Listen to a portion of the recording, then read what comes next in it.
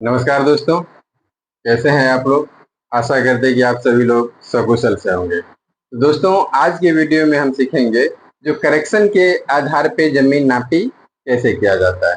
तो जमीन का जो नापी होता है, जब हम लोग सीमांकन करते हैं तो उसमें करेक्शन एक बहुत ही अहम भूमिका निभाता है। कब करेक्शन देना है, कब सेट करेगा, नहीं सेट करेगा, ये सब एक बड़ा असमंजस वाला बात रहता है। ठीक है, तो इसी चीज को आज हम डिटेल से जानेंगे ताकि आपको कोई कभी भी सीमांकन करते वक्त कोई प्रॉब्लम ना आए।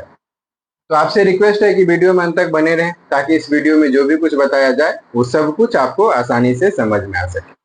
देखिए, हम ये खेसरा नंबर मान लीजिए 19 लिया है और इस मेर को हमको सीमांकन करना है।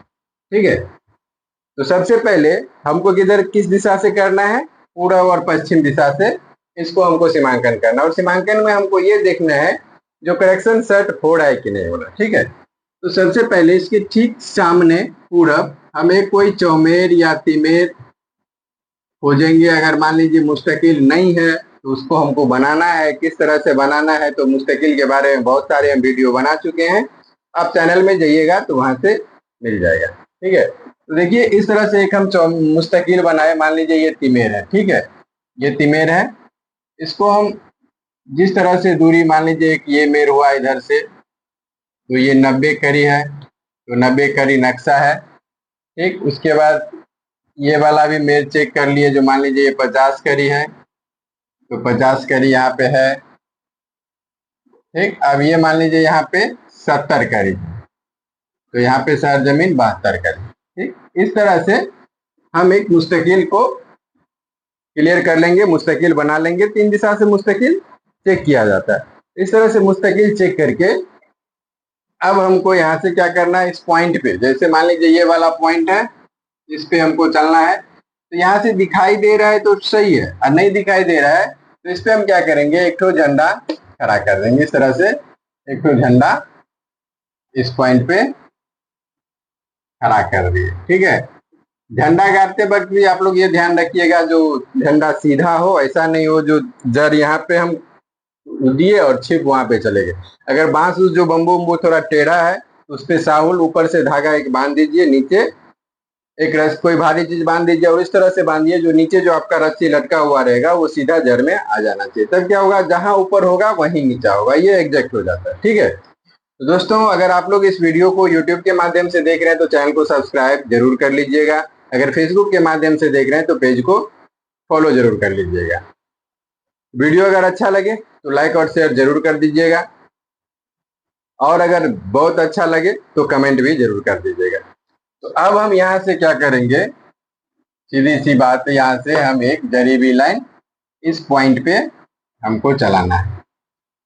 ठीक, यहाँ से लेके यहाँ तक हमको जरीबी लाइन चलाना है।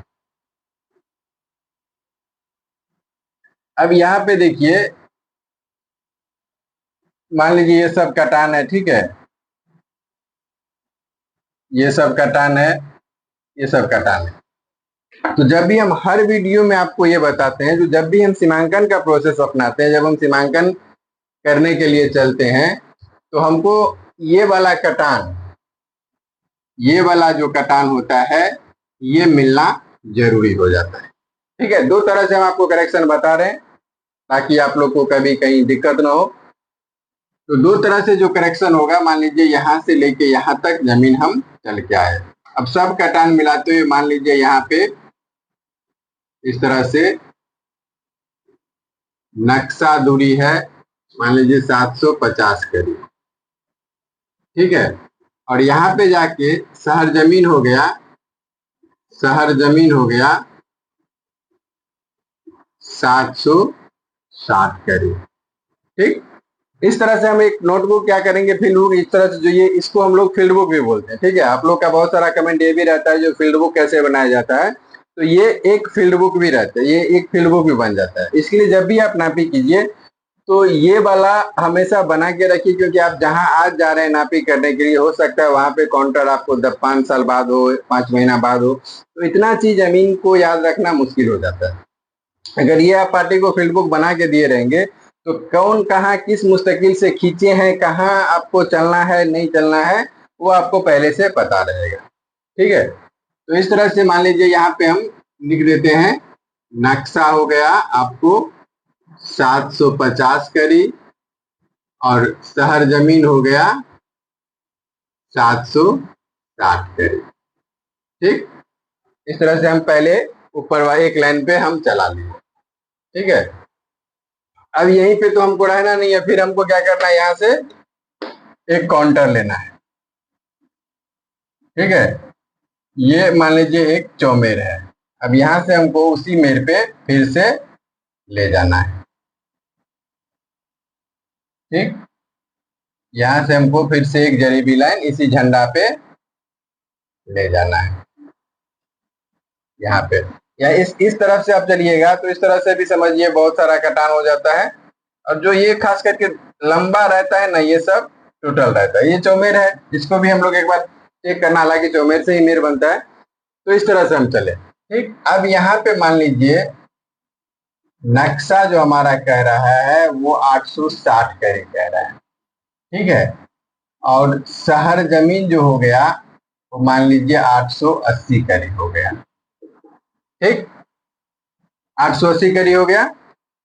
तो ये तो हम टोटल दूरी चल के देखे हैं, ये आपको समझ में आ गया, जो इतना दूरी हम चले हैं इधर पूरब से और इतना दूरी चले हैं पश्चिम से। दोस्तों ये सीमांकन का वीडियो है, जमीन नापी संबंधित वीडियो है, तो वीडियो तो थोड़ा लंबा हो ही जाता है। तो आपसे रिक्वेस्ट है कि स्किप करके मत देखिएगा, वीडियो को पूरा देखिएगा ताकि सब कुछ समझ में आपको आसानी से आ सके। अब सबसे पहले हम ये जान लेते हैं जो इस स्थिति में हम करेक्शन कैसे फिट करेंगे। ठीक, तो अब दोनों तरफ से सबसे पहले देखिए हम नक्शा दूरी चले, तो नक्शा दूरी पूरब से जो हम चले, तो पूरब से नक्शा दूरी कितना हो गया, पूरब से नक्शा हो गया 750 करीब। ठीक है, और पश्चिम से नक्शा हो गया 880 करीब। ठीक है, ये हो गया नक्शा। अब यहाँ पे हम पूरब से शहर जमीन लिखते हैं, शहर जमीन जो जमीन हमको स्पॉट पे मिला है, शहर जमीन हो गया 760 करीब। ठीक है, और पश्चिम से शहर जमीन हो गया 880 करीब। ठीक, 880 करीब। तो दोनों तरफ से क्या किए, जो हम दूरी चल लिए, अब इसको दोनों तरफ से अलग अलग लिख लिया। अब इसको क्या करना है, हमको जोड़ देना है। तो सब कुल दूरी यहाँ पे हो जाएगा 725, 750 और 880 को जोड़िएगा तो ये तो करी का करी ही होगा। 0, 8 5 13, 8 7 15, 1 16, कितना हो गया, 1630 करी हो गया। ठीक है, 1630 करी टोटल चले, टोटल क्या हो गया, 1630 करी नक्शा हो गया। तो 1630 करी नक्शा, अब हमको क्या करना है, शहर जमीन को जोड़ना है। ठीक है, 750 प्लस 880 यानी 1630 हो गया। अब शहर जमीन को हम जोड़ेंगे तो 700, शहर जमीन को जो हम जोड़ेंगे तो ये हो जाएगा आपको 760 प्लस 880 यानी 1640 करीब। ये हो गया नक्शा और ये हो गया शहर जमीन। ठीक है, 750 और 880, 760 और 880, तो इसको जो हम जोड़े तो एक बार जोड़ चेक कर लीजिए, जोड़ हमारा सही हो रहा है कि नहीं हो रहा है।